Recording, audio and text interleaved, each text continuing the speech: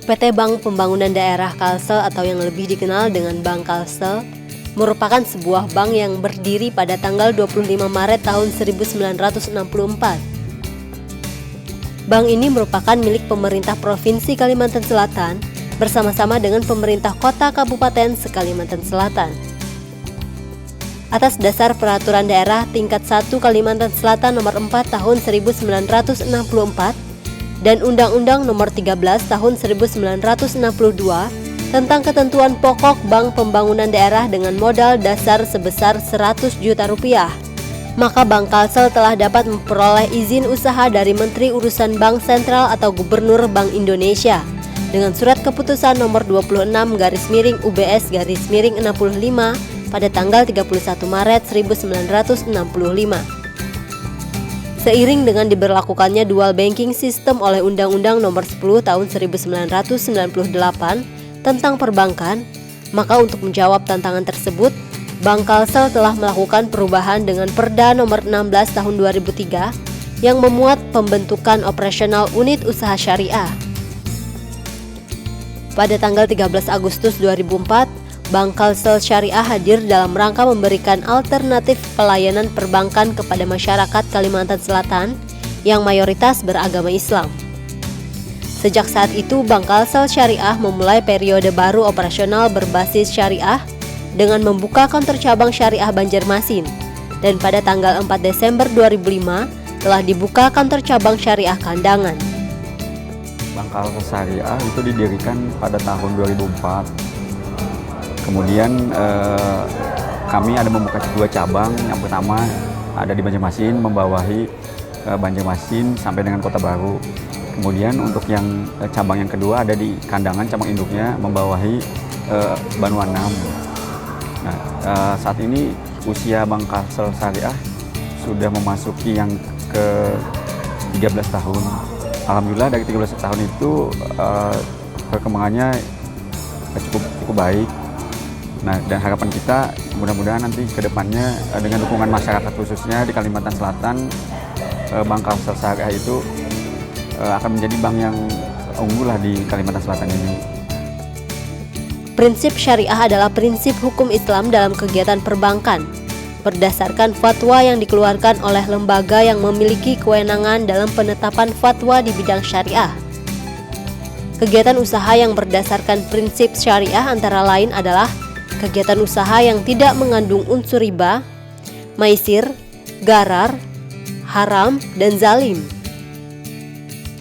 Yang pertama, kalau untuk syariah bedanya dengan bank yang non syariah, itu kita berdasarkan prinsip-prinsip Islam. Jadi kita mengacunya kepada aturan mainnya itu pada fatwa DSN, karena di sana yang menjadi tolak ukur kita melakukan aktivitas. Jadi kalau misalkan kita dari syariah melakukan transaksi, kita harus mengacu kepada fatwa DSN tadi. Contoh misalkan kita melakukan pembiayaan itu misalnya murabahah, nah itu murabahah itu ada fatwanya. Kemudian kita melakukan transaksi jasa dan sebagainya, itu ada fatwanya. Jadi kita rujukannya ke sana sehingga kita ketika melakukan transaksi tidak menyimpang dari prinsip Islam. Dalam bertransaksi, dalam bermuamalah, kita harus menghindari yang pertama maisir, kemudian kedua goror, kemudian riba, kemudian jolim dan haram. Jadi itu memang dilarang dalam Islam. Nah, kita dalam melakukan kegiatan-kegiatan di perbankan itu harus menghindari. Contoh misalkan kenapa di bank syariah itu tidak mengenal istilah bunga, nah tetap kita lebih kepada bagi hasil, karena kita menghindari hal yang seperti tadi. Jadi kalau misalkan sistem bunga itu kan sudah dipatok tuh di awal, misalkan pinjam sekian, bunganya sekian, nah itu kan sudah ditentukan. Sementara dalam Islam tidak. Kalau misalkan deposito sama, deposito simpan berjangka. Kalau di konvensional yang non syariah itu sudah dipatok sekian persen. Nah, tetapi kalau untuk bank syariah tidak. Jadi kita ada pembagian namanya nisbah. Contoh misalkan kalau misalkan untuk deposito 1 bulan itu nisbahnya 68 bagian untuk nasabah dan 32 bagiannya untuk bank. Perbedaan pokok antara bank konvensional dengan bank syariah terletak pada landasan falsafah yang dianutnya. Bank syariah tidak melaksanakan sistem bunga dalam seluruh aktivitasnya, sedangkan bank konvensional justru kebalikannya. Hal inilah yang menjadi perbedaan yang sangat mendalam terhadap produk-produk yang dikembangkan oleh bank syariah. di mana untuk menghindari sistem bunga, maka sistem yang dikembangkan adalah jual beli serta kemitraan yang dilaksanakan dalam bentuk bagi hasil. Dengan demikian, sebenarnya semua jenis transaksi perniagaan melalui bank syariah diperbolehkan, asalkan tidak mengandung unsur bunga atau riba. Kita lebih kepada berprinsip secara Islam. Iya, secara Islam, transaksi kita, kegiatan kita semuanya secara Islam. Spesifiknya contoh misalkan ketika kita melakukan transaksi ada akad, nah itu yang membedakan. Sementara untuk yang non syariah tidak ada akadnya. Jadi ketika misalkan kita mau nabung itu ada akadnya, diakadkan. Kemudian kita melakukan pembiayaan sama ada akadnya. Jadi dimulai dengan akad dulu. Kalau sudah dicapai kesepakatan, baru berlanjut. Yang jelas perbedaan antara syariah dengan konvensional itu, kalau untuk syariah setidaknya lebih berberkah. Karena kan kita mengacunya dalam hal bermuamalah itu secara Islam. Sebetulnya syariah itu sebetulnya lebih realistis dalam arti seperti ini. Contoh misalkan ketika kita melakukan pembiayaan, kan misalkan pembiayaan itu ada macam-macamnya, ada yang murabahah, jual beli, kemudian ada yang musyarakah, ada yang mudharabah. Misalnya kalau untuk syariah nih, kalau misalkan ada nasabah nih pengen membeli kendaraan misalnya, nah itu objek yang kita jual belikan itu harus jelas.